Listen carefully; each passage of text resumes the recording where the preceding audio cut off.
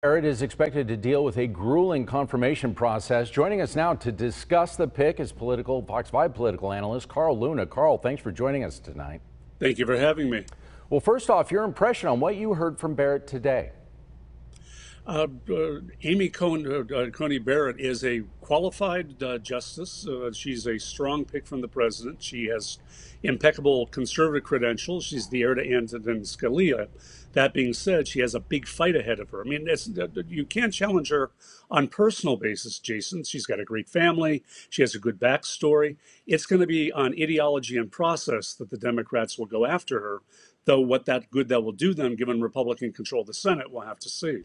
What do you think they're going to hone in on her as she is grilled during this hearing? She was grilled 3 years ago during a Senate hearing. She has recent experience as far as that goes. How much of an advantage is that? Now, when she was appointed to the appellate bench just 3 years ago, and that's a point. She has not that much judicial experience. She's been on the bench less than anybody else on the court. The average 10 years before on the appellate bench before you go up. Only Elena Kagan and Clarence Thomas are kind of close to her level there.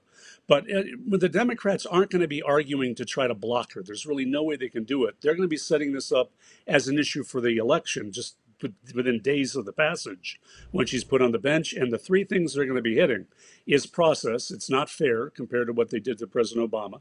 Roe v. Wade, she's going to be more than likely try to vote to weaken it, maybe not overturn, but weaken Roe. And then the Affordable Health Care Act. She's been hostile to that in some of her previous writings. And the funny thing, Jason, is you got 57% of Americans who thought that this seat should not be filled before the election, support the Affordable Care Act, and think Roe v. Wade should be left where it's at. How you spin that on election day is going to be an interesting question. Well, there is precedent for making this pick. It's 29 times a court vacancy in a presidential election year, and every time a nomination was made. So the president's certainly within the right here to go ahead with this pick. No, certainly, Jason, but that figure is somewhat distorted because most of those, if they're anywhere near the election, didn't actually get taken up by the Senate. The last time I think you got close to this was Justice Kennedy, Associate Justice Kennedy, back in 1988. He was 10 months before the election.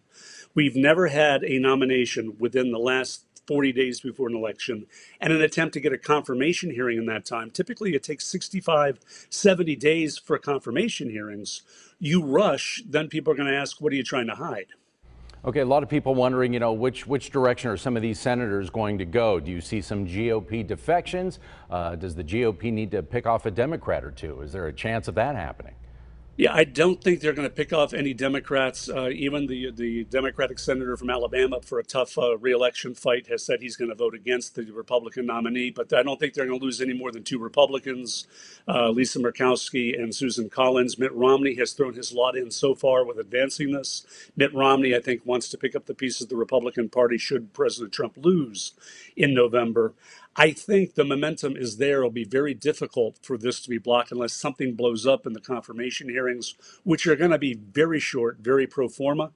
But the real thing is going to be the legacy and what it does to the court's reputation and what happens after the election. The court has to resolve the election.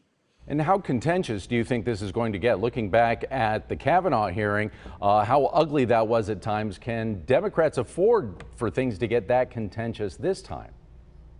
Yeah, think about a wedding where both people getting married have all their exes there at the same time at the reception. It's going to be that level of animosity and beyond, Jason, and because the Democrats are furious that they didn't get their say with Merrick Garland. Republicans, meanwhile, are basically saying, look, this is the system. This is what we get to do. This is why we picked Donald Trump in the first place. Both parties will go all in on this, and then they're going to have to spin it to be able to try to win on Election Day, or the big danger is the win will be scored in the courts after Election Day, and this could taint that outcome.